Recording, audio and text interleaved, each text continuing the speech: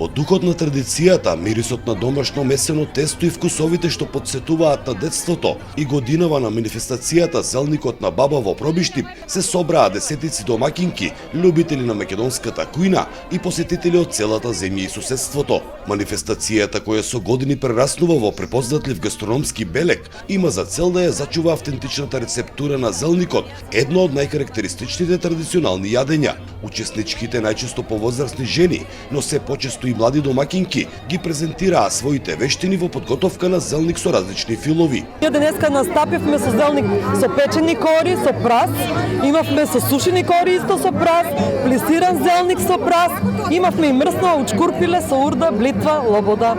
Секоја година 5 жени спремаме и се договараме што секоја да прави. Лично правиме со прас и ореви и сукањето.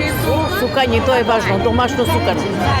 Според организаторите, интересот за зелникот на баба расте од година во година, а настанот не е само надпревар, туку и можност за пренесување на знаење од генерација на генерација. Со оваа манифестација сакаме да ја одржиме традицијата и на помладите да им ја пренесеме. По завршување на манифестацијата ќе преидеме на тоа да си ја брендираме, да си ја заштитиме оваа манифестација која што е единствена, уникатна во Република Македонија. Зелникот на баба останува символ на домашната кујна, но и доказ дека старите вредности и рецепти се уште живеат меѓу луѓето, пренесувајќи топлина, заедништво и љубов кон традицијата. За Сител, Трајан Ристовски.